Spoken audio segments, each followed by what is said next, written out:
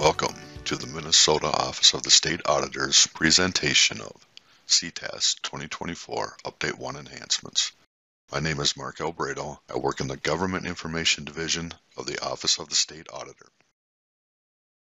In today's presentation, we will provide a list of enhancements to CTAS, overview of the enhancements, provide written instructions for the enhancements where applicable. CTAS 2024 Update 1 Enhancements. Employee reimbursements can be added to the payroll. Earn sick and save time maximums. Voiding a check in a prior fiscal year. Employees' sick vacation report updated. And holiday pay column and paycheck pay stub additions. Employee reimbursements added to payroll. Claim for employee reimbursements can now be processed in payroll. Employee reimbursement amount displayed on paycheck pay stub. Eliminates the printing of a separate check for an employee reimbursement. Employee reimbursement claims still can be processed through disbursements if desired. Let's go to the CTAS program now to see how to add an employee reimbursement claim to a payroll. Open the CTAS program. With the program open, log in. In the Accounting tab, click on the Claims icon. Remember, you can add a reimbursement. You can just go through the claims process if you would like. What we're going to demonstrate here is how to add a claim and process it through payroll. Click on the Add Claims tab. Enter your claim number. For reference, remember our claim number is going to be claim number 7. Select the claim date. You're going to notice a new box, Employee Reimbursement. Notice when you click the drop down, it'll bring up the employee names for the process. With the Employee Reimbursement box checked, and if you would like to process this as a claim, not processing it through payroll, do not check the process in payroll after approved box. If you'd like to process this claim through payroll, check the process box. Select the employee that is going to receive the reimbursement. Continue to enter in the rest of the claim information.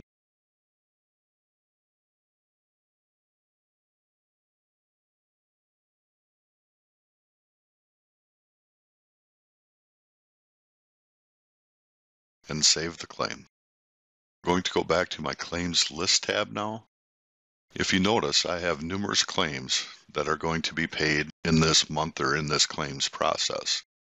Only one, claim number 7, is a reimbursement that will be added to the payroll.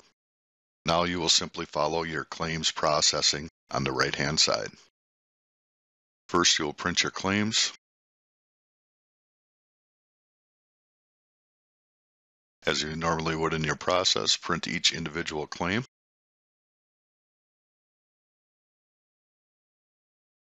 You will do your claims list for approval.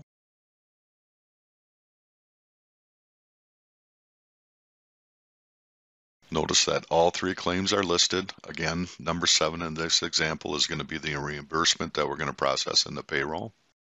Print this again. Now we're going to approve the claims. All of the claims were approved, so I will move them all over and select Save.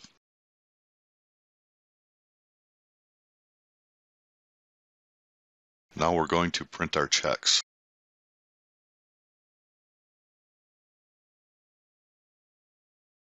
Notice when we go to print checks, there are only 2 of them listed. The 3rd check, which was the claim for the reimbursement, will now be processed in payroll. So only 2 checks will print here in the claims. Enter check numbers.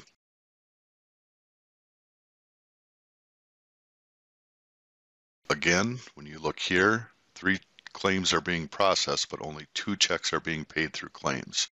So we will only have to enter the 2 check numbers for the checks that were printed.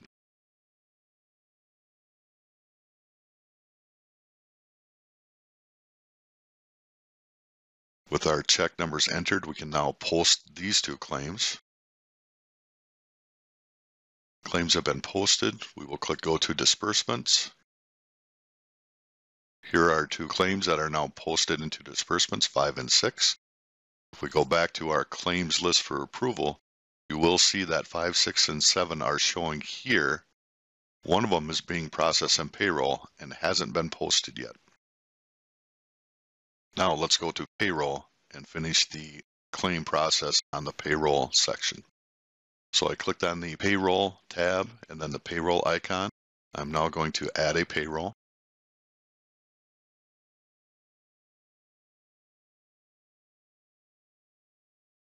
With the fields in blue completed, I will select Save. Then I will follow my payroll processing on the right-hand side. First step, update your payroll roster. I'm just going to put 2 employees on this payroll, and remember, John Doe 1 was the employee with the reimbursement.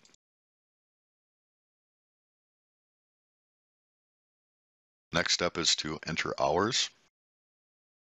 When I go to enter hours now, you'll see I'm on John Doe 1. I'm going to enter how many hours they had for each pay rate if I had more than one. Notice now you're going to see a reimbursement down below, and it has a claim that's associated with this employee. I will check the box underneath the process column, and now this claim will be processed through payroll. I will hit Save, enter my hours for the next employee, and select Save. With all the hours entered, I will close. I'm now going to view the payroll register.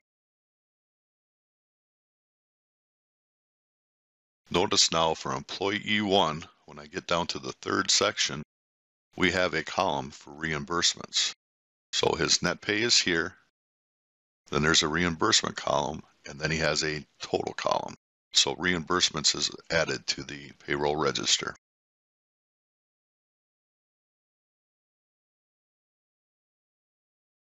Next step would be to print the payroll check.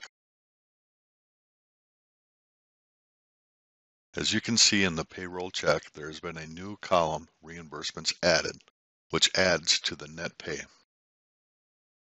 Down toward the bottom, you'll also see a section for reimbursements, which shows the date of the reimbursement and a description of the reimbursement and the amount. This will also be shown on a pay stub. Let's view a pay stub. Again, as you can see, a reimbursement column has been added, which adds to net pay, and there is the reimbursement section that shows the date, description, and total of the reimbursement. Now we're going to enter our payroll check numbers.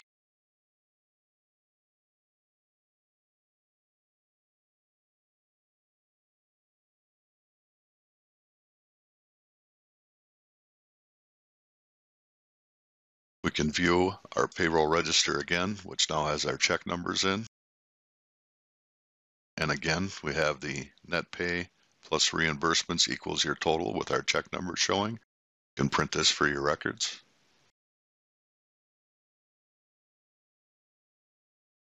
Our net pay reimbursement account will show the account numbers with the pay and then also the account number for the reimbursement. Print this for your records and have the board sign for payroll approval. Then the last step will be to post net pay. Net pay has been successfully posted, so payroll is complete. If I go back to the accounting tab and select disbursements, you will now see that the payroll has been posted. And if we would view edit the payroll for employee number 1, John Doe, it will have his wages plus his reimbursement in that disbursement. If I go back to the claims list tab now, you will now see that it was processed in payroll. Yes, it was posted, and it put the check number in. So this completes the steps to add a claim reimbursement to an employee through payroll. Earned sick and safe time maximums. CTAS limits. There are two different types of limits for the earned sick and safe time. The first one will be maximum hours earned per year. So this is the maximum hours an employee can earn in 1 year. The second will be a maximum hours carried over. This is the maximum hours an employee can have in numerous years. Let's go to the CTAS program and see how this works. With your CTAS program open, select the Payroll tab, Employee icon. We will first look at John Doe's individual employee record. And if we look at the tab Sick Vacation Comp, Earned Sick and Safe Time, and if we go to the ESST accruals section, you will notice that this employee has the accrual enabled, and this employee is earning 1 hour for every 30 hours worked. The maximum hours this employee can earn per year is 48, and the maximum balance that they can carry is 80 hours. So if we go to create a payroll now by selecting the payroll icon and adding a payroll,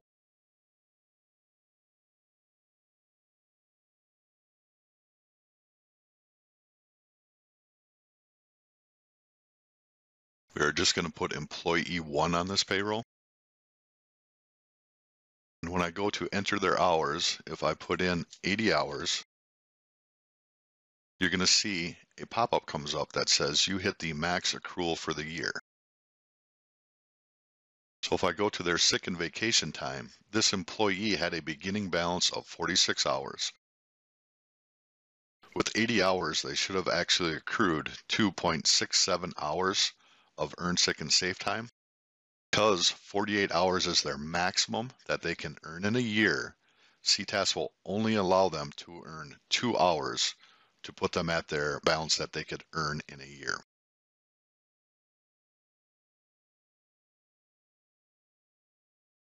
So in our first example, we saw where an employee accrued their max accrual per year, which was 48 hours in a year. So an employee can earn that many hours in a year, but their max balance that they can carry over to subsequent years is 80 hours. So if we were to go into the next fiscal year of 2025, John Doe 1 earned their 48 hours for the year and could not earn any more. In 2025, they can earn 48 hours, or their max balance is 80 hours. If this employee did not use any of their earned sick and safe time, in 2025 then, the max they could accrue is 32 hours to bring them to 80. So let's take a look at what the message will look like when you enter hours that would put them over the max balance.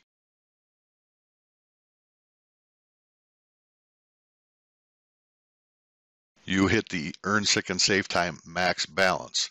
This is because the employee can only earn up to 80 hours or have a max balance of 80 hours at any given time.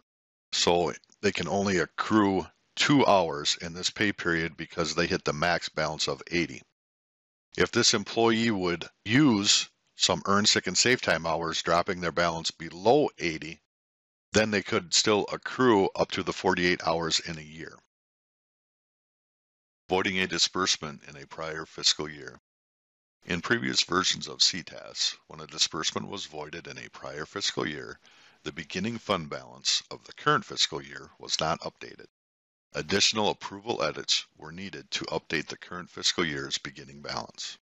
Now, when voiding a disbursement from a prior fiscal year, user will receive a message that the current fiscal year's fund balances will be updated, eliminating the need for additional steps after the voiding process. Being that CTAS now updates the current year's beginning balances when a check is voided in a previously closed fiscal year, it is recommended that this information be included in the meeting minutes, as now the previous year's ending balances will not match the current year's beginning balances. A simple statement should be read into the meeting minutes. Example of the statement will be included in this video and in the written instructions. Let's take a look at how this works in the CTAS program. With the CTAS program open, select the Reports tab. It's going to run a report that just shows our beginning balances for the current fiscal year that we are in. The beginning balance for the general fund is $125,000 and the road and bridge fund is $250,000. Click on the Accounting tab, Disbursement icon. I had to change my search by dates because the check that I need to void was from 2023, a previous fiscal year. By changing the dates, I can find the check I need to void. I'm going to open up this check so I can view edit and see the details in it. I can see that this check is from the Road and Bridge Fund for the amount of $25,000. I want to note this because now my Road and Bridge Fund beginning balance amount should change once I void this check. I'm going to close the tab that I opened, which brings me back to my Disbursement List tab. With the row highlighted with the check in question that I need to void, I will go down to the bottom of the screen and select the number 3 Void button. I will receive the following message. The following check numbers are from a previous year. Voiding these disbursements will cause the current year's beginning balance to recalculate. Are you sure you want to void the following check? Yes, I do. CTAS voids the check, puts the void amount in the description, and puts the check total to 0. Now, when I go run my schedule run report to make sure that the check was voided properly, my beginning balances for the Road and Bridge Fund should increase by $25,000. Notice my beginning balance for the Road and Bridge Fund was $250,000 before I voided the check. Now with that check voided, CTAS needed to add that amount to my beginning balance, and the new beginning fund balance is $275,000. With the void now complete, a statement should be read in the board meeting explaining the change in the current fiscal year's beginning balance. The statement should read something like, disbursement number 180 issued in 2023 was lost and voided. CTAS updates the current fiscal year's beginning balance to reflect the change in the fund balance due to the voided disbursement. Disbursement number 180 was issued from the Road and Bridge Fund for $25,000. The Road and Bridge Fund's 2024 beginning balance has increased by $25,000 due to a voided disbursement issued in a previously closed fiscal year. By adding this to the meeting minutes, it provides transparency on why ending balances from the previous year do not match the current balances beginning year's fund balances. An example of the statement I just provided will be provided in the written instructions, which can be found on the main CTAS page of the Office of the State Auditor's website. Employees Sick Vacation Report updated. Report name has been updated. Addition of comp and earned sick and save time have been added to the report. Let's see how the report looks in the CTAS program. With the CTAS program open, select the Reports tab on top and the Payroll Year-to-Date icon. Select the Employees Leave Report. I'm just going to run this for all employees and leave the date setting where it currently is. When viewing this report, you can now see that we have columns for sick, vacation, comp, and earned sick and save time. And it'll show your beginning balance, your accrued, adjusted, used, and your ending balance. Holiday pay column and paycheck pay stub additions. The holiday pay column added in a created payroll, payroll end date, and employee name added to the bottom of paycheck pay stub. Let's see how this is displayed in the CTAS program. With the CTAS program open, select the Payroll tab, then the Payroll icon, then the Add Payroll tab. Create a payroll.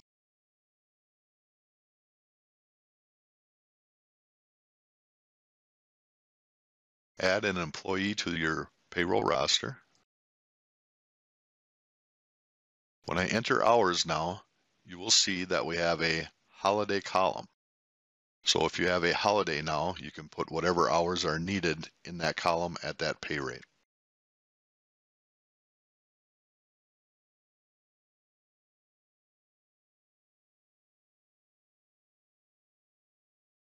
With the hours entered for that employee, I can also look at the paycheck pay stub.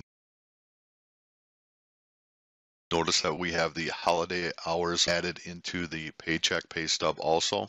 If you look in the middle of the tab here, you will also see that it has the employee's name and a payroll end date and a check date on this paycheck. We can also view it in the pay stub format.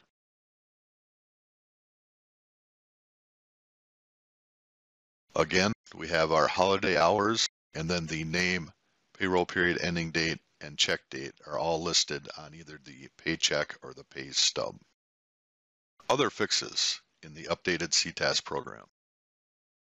Pair number not saving in the demographic and job F3 tab of employee record has been corrected. The last hire date for new employees, inserting date for the next employee, has been corrected. The pair plan type is now required. For more information on these items, go to the CTAS page on the Office of the State Auditor's website and look for the CTAS 2024 Update 1 enhancements, or use the following link provided. This concludes the CTAS 2024 Update 1 enhancement video. If you have further questions, feel free to call the CTAS helpline 651-296-6262 or use the CTAS help email ctas@osa.state.mn.us. We also do have additional information on CTAS on our CTAS main webpage. Thank you very much for watching this video and have a nice day.